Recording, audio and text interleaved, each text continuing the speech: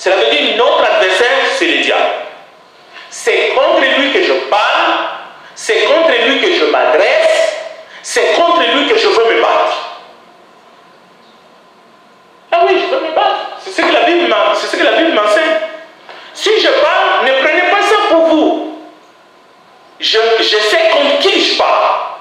Je connais mon adversaire. Un homme ne peut pas se mettre devant moi. Je vais juste faire comme ça, je vais le laisser passer. Tu peux m'attendre dehors, là, commencer à m'insulter. J'entre dans la voiture, quelqu'un vient de me prendre la voiture aux États-Unis, une voiture que j'ai achetée $30 000, il vient de le prendre. Je ne lui ai pas poursuivi, je sais si je le poursuis. Dans tous les journaux, ça va écrire. Voici un prédicateur, il a mis quelqu'un en prison, et ainsi de suite. C'est ça qui va être écrit. Le nom du Seigneur va être sali. Je ne peux pas. Les textes bibliques nous disent clairement que le méchant dans les lieux célestes, les esprits méchants, Éphésiens 6:12, c'est contre eux que nous allons nous battre. Le Dieu de ces siècles a aveuglé la pensée des incrédules. C'est contre lui que nous allons nous battre. Mais voici maintenant les secrets. Jésus-Christ a anéanti le diable. Combien des hommes tremblent encore aujourd'hui contre les forces du mal parce qu'ils n'ont pas intériorisé ça? Lisez Hébreux 2:14. Je le lis. Pour nous les chrétiens, Jésus, par sa mort, il a anéanti celui qui a la puissance de la mort, c'est-à-dire le diable. Oui, nous devons lutter contre eux, Éphésiens 6, mais nous devons savoir qu'il a été anéanti. Cela veut dire si nous posons notre confiance en Jésus et nous déclenchons des hostilités, mais ils sont déjà vaincus, Satan était vaincu. C'est seulement lorsqu'on n'est pas conscient de cela, c'est alors que... Regardez l'exemple de Job. Lorsque Satan dit à Job, dit à Dieu, est-ce pour rien que Job te craint? Écoutez la question. Moi, je peux me demander, est-ce pour rien que je crains Dieu? Parce que moi, je ne vous apprends rien. Il y a des gens qui ne craignent pas Dieu. Hein. Mais admettons que vous craignez Dieu. Est-ce que c'est rien? Écoutez l'ironie du diable. Le diable dit ceci. Est-ce pour rien Job craint Dieu? Tu l'as béni de toute manière. Ce n'est pas étonnant qu'il te craigne, affirme-t-il en quelque sorte. Et il ajoute, et tends ta main et touche à tout ce qu'il a, tu verras s'il ne te maudit pas en face. C'est ça notre problème. Est-ce que si le diable touche ce qui est à nous, nos possessions, notre corps, on va maudire Dieu? Est-ce que nous craignons Dieu parce que Dieu nous bénit? C'était le problème de Job. Et Job a réussi une sorte de mitraillette, regarde. En un jour, en un instant, le bœuf, instrument de travail, sont pris par les gens de Sheba. 2. La foudre brûle les brebis qui fournissaient la nourriture. 3. Les chameaux, moyens de transport de base pour les commerces, sont enlevés par les Chaldéens. Les jeunes hommes sont frappés par l'épée, donc la mort. Les fils et les filles qui mangeaient et vivaient dans la maison de leurs frères aînés sont écrasés par l'effondrement de la maison. Imaginez maintenant. Comment il ne va pas maudire Dieu? Mais est-ce que Job a maudit Dieu? Non.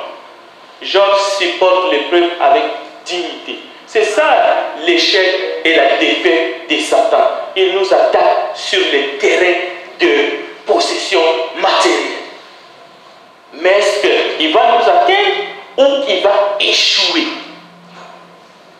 Le deuil dans notre société. Parce que Job est en deuil. Et c'est ici le problème. Parce que nous sommes en train de parler de la vie et de la mort éternelle. Job, dans son deuil, qu'est-ce qu'il fait?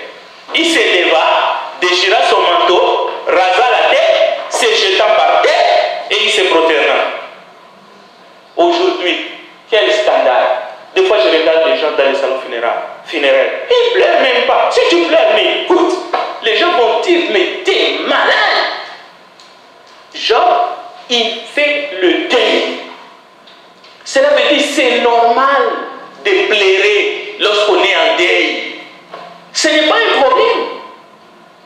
Ce n'est pas un problème. Le texte est là. Job s'éleva, déchira son manteau. On va dire qu'il est fou. Il se rase la tête. Je ne dis pas qu'il faut pratiquer maintenant la coutume. Lorsque quelqu'un vient, tu rases la tête. C'est une tradition. Mais ici, c'était leur tradition. Nous, on ne va pas le faire. Mais quand même, ça vient renforcer les écrits dans le Nouveau Testament où c'est écrit, si tu es en deuil, pleure. On ne t'oblige pas de pleurer. Mais celui qui pleure, ne le condamne pas. Laisse-le pleurer. C'est important parce que c'est le moment de deuil. Après, ça va être un autre moment, le moment de la joie. Parce que cette séparation peut produire la tristesse et le deuil. Laisse Job pleurer. Il n'y a pas de problème. David aussi a pleuré.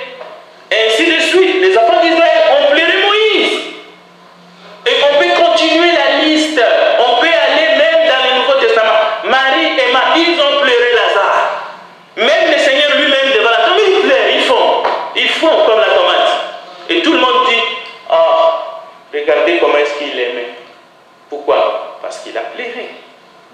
Donc, pour les deuils, il n'y a pas de problème de ce côté-là. Mais, la Bible nous dit, Job reconnaît que ni il est venu dans le monde, ni il est rentré. C'est-à-dire, même dans le deuil, il ne péchait pas. La Bible ne nous dit pas que Job a péché parce qu'il a pleuré. La Bible dit, Job n'a estimé avoir aucun droit d'insulter Dieu à cause de tout ce qui lui est arrivé. Il a dit, Dieu a donné, Dieu a pris. Satan n'a rien gagné. Dieu est honoré. Donc, dans notre société moderne, le deuil n'a plus de sens. Mais n'oublions pas qu'il y en a qui ont exagéré. Ils ont fait du deuil un commerce. Ils ont construit des mausolées. Ils ont dépensé des millions. Chaque jour, il faut aller à la tombe. On est dans une tristesse qui ne finit pas. Ça, c'est mauvais. La Bible dit seulement qu'il y a un temps. Et ça doit être un temps court.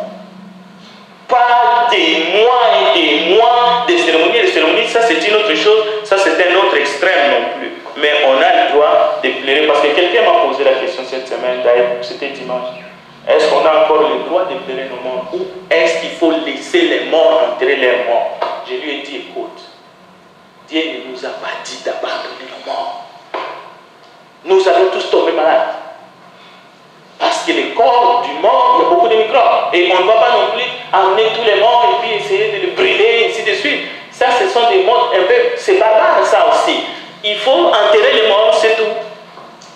Mais si quelqu'un décide qu'on les brûle, ce n'est pas un problème non plus.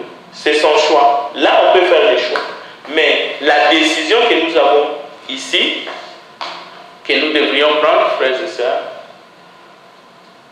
la décision, c'est que nous devons mettre notre confiance en Dieu. Pourquoi?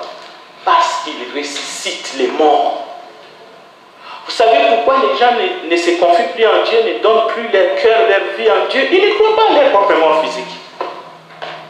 S'ils croient à leur propre mort physique, de grâce, mais ils ne croient plus à la mort éternelle. Ça, c'est la deuxième mort. Les frères avaient dit ça mercredi passé. Les gens ne croient pas à la deuxième mort, c'est-à-dire à la mort éternelle. Alors, ils font ce qu'ils veulent. Et nous aussi, si nous ne croyons pas à la deuxième mort, on va traiter les âmes avec légèreté. On croit trop à la mort physique. On met trop d'importance à la mort physique. Ce n'est pas ça qui est important. C'est les âmes, c'est la mort spirituelle, le deuxième mort. C'est ça qui nous attend après le jugement dernier. Mais est-ce que nous allons passer ces jugements si nous ne mettons pas notre confiance en Dieu maintenant? Comment on va faire? Même si on vous rend tous les services que nous avons vus aujourd'hui, ce soir, que Jésus a parlé dans Matthieu 25. Mais si vous n'avez pas donné votre confiance en Dieu, qu'est-ce qui va arriver après? Qu'est-ce qui va se passer? 2 Corinthiens chapitre 1, verset 8 à 9, l'apôtre dit, je place ma confiance en Dieu qui ressuscite les morts. Je vais ressusciter pour être jugé et jeté en enfer, ou est-ce que je vais ressusciter pour vivre éternellement avec Dieu? Ou pour entrer dans le paradis de Dieu et vivre éternellement avec Jésus-Christ. Voilà un peu ce que je voulais partager avec vous ce soir. J'espère que chacun a reçu quelque chose selon la volonté de Dieu. Que Dieu vous bénisse. Amen. Je ne sais pas si vous avez des questions, sinon on va s'arrêter là. Merci. Oui, ma sœur.